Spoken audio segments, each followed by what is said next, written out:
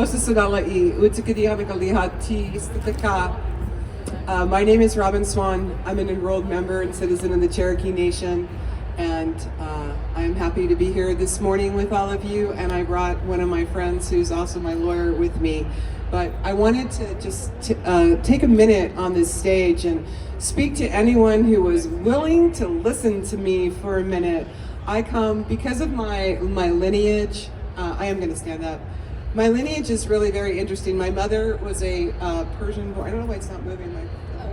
Yeah, keep going. Just let it go. Okay. All right, we're just going to get started. Sometimes, that's a really good indicator if you're an entrepreneur in business. When things start, sometimes they don't actually start. They need to kind of restart. And flexibility is really important. So I have been in the cannabis industry since I have been alive.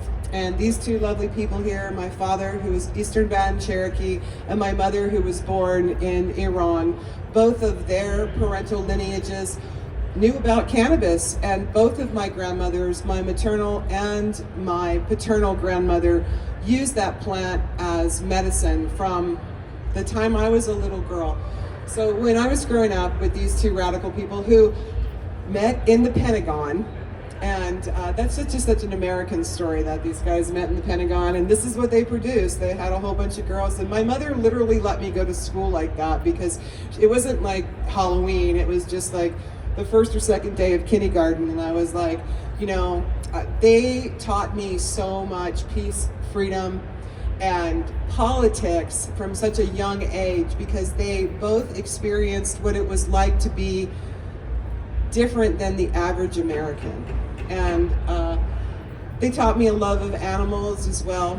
So my grandmothers were really interesting people. My grandmother, who came from Persia, she walked from Persia to Europe and then got on a boat and came to America. And in her dress, she sewed not only money and jewels, but seeds from plants that were important to her.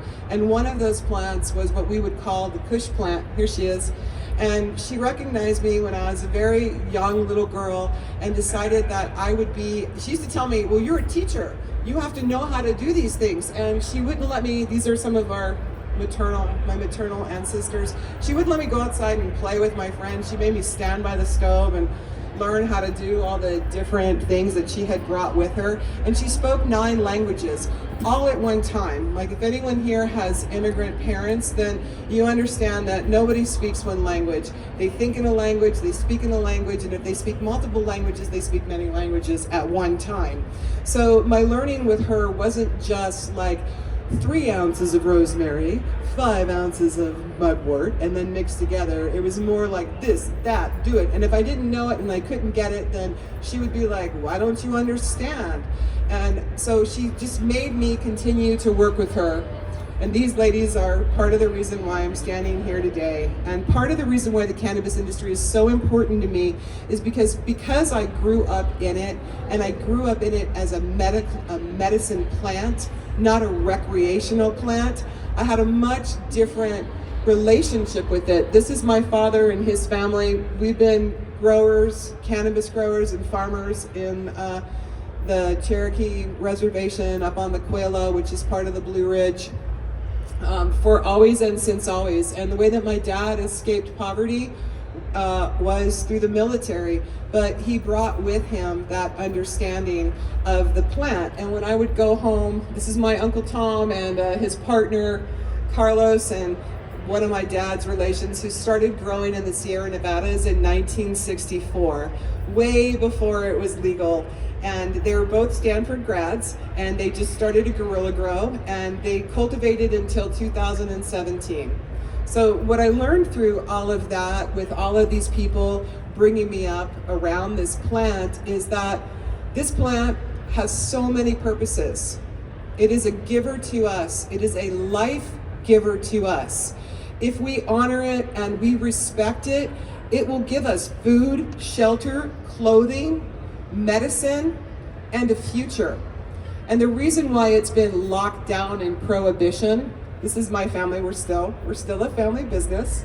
And so taking it through the prohibition system of my family, watching my uncles go to jail and then also like one of my uncles up in Humboldt, they dug down deep, like 12 feet into the ground, and put railroad cars down there and started indoor grows underneath the ground because of camp. There are so many people who are in jail and so many people who are better because of people like Dennis Perron. And when I was in New York living with my sister, we were smoking weed. It was the 1980s, and we were getting whatever scraps of cannabis we could get and mixing it with olive oil and doing what we had learned from our grandmother and helping our friends who were dropping like flies with AIDS. Now, I don't know if you're old enough to remember this, but the administration at that time didn't even want to say the word AIDS. The Reagan administration wouldn't even let it be breathed like it was a problem. It was a major problem, and a lot of people found relief through cannabis, and this is where Proposition 215 came. And this is where we were able to start talking about this plant as medicine. And like these two rock stars, Bob Melman, Corey Yellen, people that you might know as Rick Simpson, these were other teachers that I found along the way that had been like just breaking the glass ceiling so we can be here 11 years later. I have been at this convention almost all of the 11 years. And I have watched it go like this. And I have seen that's what's happening now.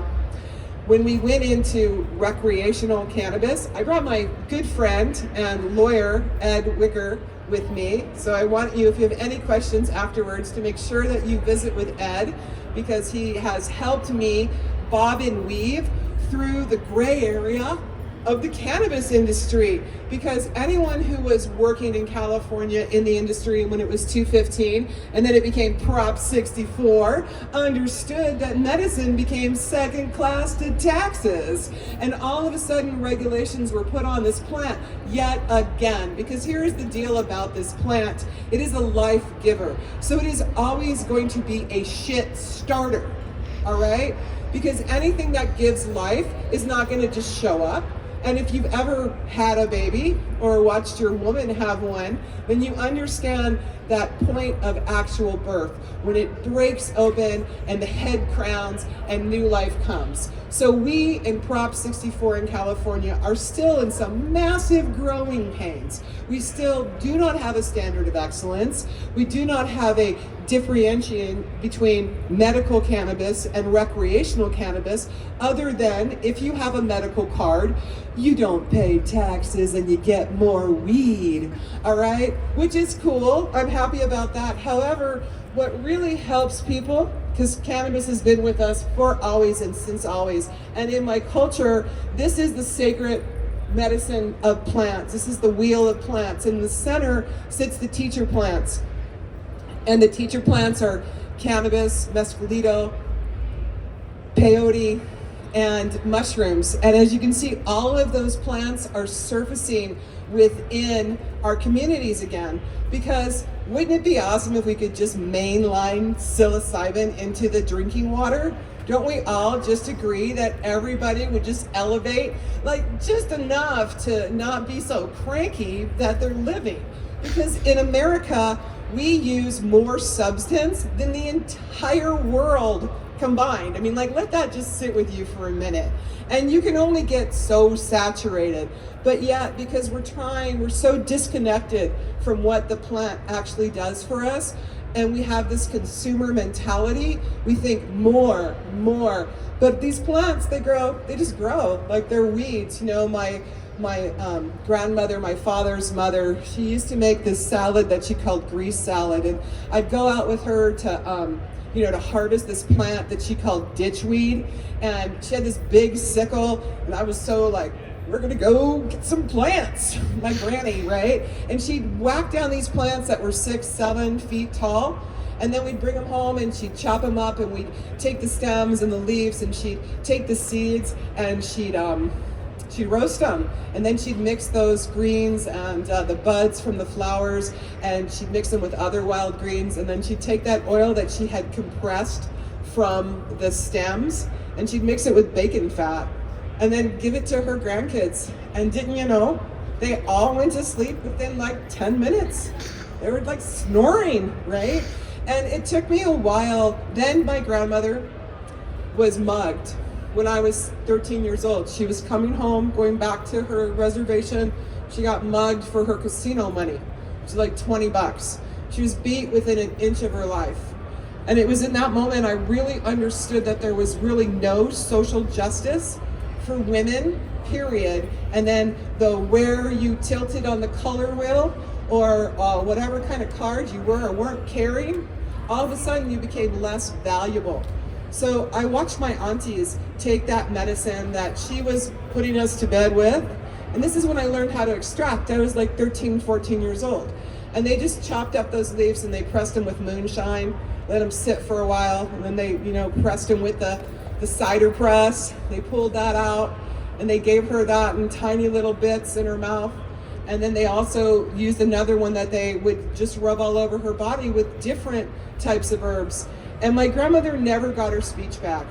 But I got like another year and a half of actually being able to engage with her, because that cannabis, it kept her present, it kept her alive, and it kept her part of our family, which was incredible. And then my other grandmother brought this recipe from Persia, which is fire kitty, and it's a combination of frankincense, myrrh, calendula, cinnamon, rosemary, and cannabis.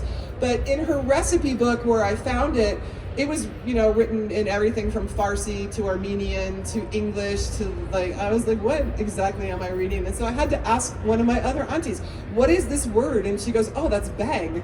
And I was like, bang? What are you talking about? What's bang, right? She's like, Robin, it's marijuana. And I was like, what? My Persian grandmother, who I really thought was the meanest lady on the planet, was like making medicine with cannabis. And they were like, oh yeah, she wasn't just making it, she was growing it in the 40s, 50s, 60s, in Connecticut, in her little basement, outside during the summer. And she was making medicine, and when she couldn't get it, she traded with what my auntie called jazz musicians. Like, what is that? Why do jazz musicians always have flower? So the reason why I wanted to be here and put my voice to this is really personal to me. It's really personal. This plant, as a keeper of this medicine, because I was taught as a very young little girl that we are the stewards of not only these plants, we're the stewards of this entire planet. And I know that that is not a common teaching that goes through secular society. What, our Anglo-colonized system teaches us is that everything's here for us to use. Just go get yourself some, it's an unlimited supply. And that is not true. And if we do not start taking responsibility for this plant as medicine, then all of the legacy that these men, and so many of you here today that are, over 50, know and have struggled for. I think there's a booth here, how people of color are incarcerated 6-1 on cannabis charges, and that's still happening. So even though we're having this great time, this convention's really cool, and vape pens come in all different kinds of colors, and you can get an edible however you want, at the end of the day, if we do not caretake these mothers, if we do not treat these seeds with respect, if we don't do that, we're gonna lose this medicine. And if we keep genetically engineering the plant to be higher in THC and lower in everything else so we can smash it into a dab that we've used chemicals to create with, we are going to lose it as a medicine. Now, there is space for everything. So I'm not saying don't use cannabis recreationally, because I'd be a liar. But this is one of my first extraction kits. And I've been extracting, like I said, since I was 13 years old. And this is very personal to me. And that's why this is a love letter to the cannabis industry, because obviously, as you get older, you start walking this way. I'm kind of out of the part of my life of caretaker. My children are grown, they're taking care of my grandchildren. And now I look around and I see these youngsters, and they're all super cool, and I'm really proud of them. I'm really proud of everyone who showed up here at this convention today, who brought their dream and their vision and their desire to share good with the world. And I just want to make sure that we understand that when we're creating this and we're making snacks for others, we're putting our energy, our medicine into those products. And if you really want to be successful, you have to have efficacy in what you do. And the only way that any one of us will find that efficacy is to look through your own ancestral lineage. Because almost everyone here, I mean, if you're in the cannabis industry, somebody in your family's a gangster, straight up. Like, you would not even be here today if you did not have some kind of gangster running through your blood. And it is not an easy business to be in. Doesn't matter how cool your recipes are and how many people like you and how much money you pay on marketing. My business is 28 years old. I'm 100% self-funded. I have zero debt and 100% women working for me, except for my fabulous lawyer, Ed Wicker, right here, who literally, when I first started, this gorgeous man reached out to me. Robin, what are you putting on Facebook? I don't recommend that.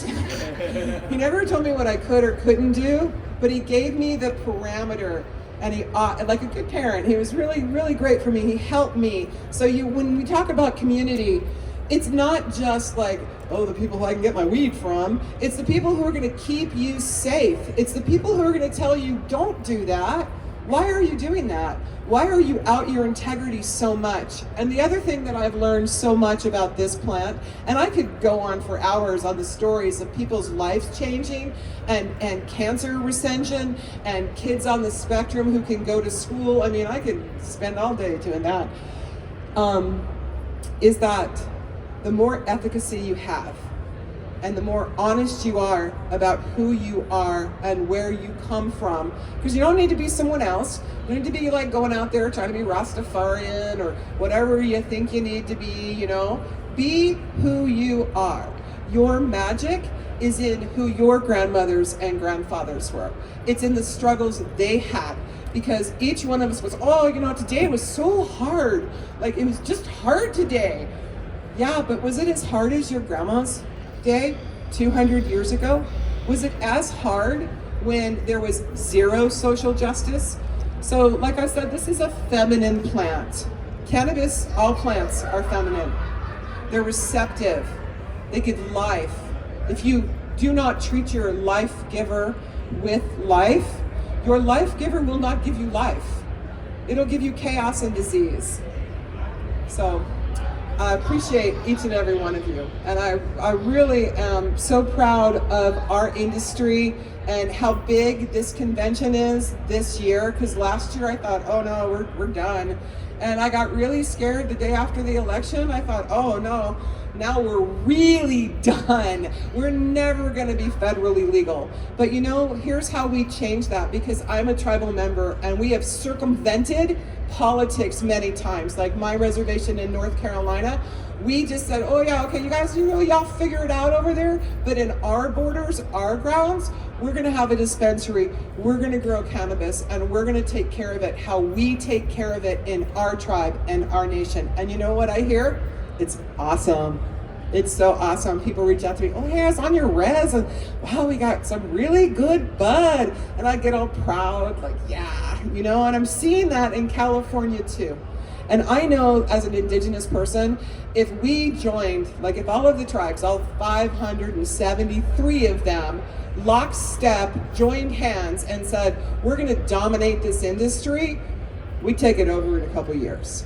And it would be the best medicine. So since that is still like out there in the wind, I'm just praying for that now. What I know I can ask in this room is that all of us who love this plant, who understand that it is medicine and are here to give something to the life giver, not just latch on and suck the life out of it, that you are successful. And this is my dog, Thor. Isn't he fabulous? And because I work with so many people who have cancer, I had to give myself a break. And the way that I did that is I leaned into the animal kingdom, because animals are receivers. So they can take our pain and they can help us. They help you feel so much better. And CBD goes really well for animals, by the way. So pay attention to those people. But this is actually not just a love letter to the cannabis industry. This is my prayer for this industry, because I have been with it, like I said, for always and since always. And I have seen my family members go to jail, and I have watched my grandmothers make medicine and heal from the medicine that they made. And every time someone reaches out to me and tells me a story about their child or their loved one, I always say this to them: you are the greatest gift that you give another person. And there are so many people who love you, appreciate you, and need you. And I promise you, they would travel the ends of the world to buy magic beans. So we have to have efficacy in this industry. We have to have standards of excellence. And we, the people who are in it, have to be the stewards of it. So thank you all.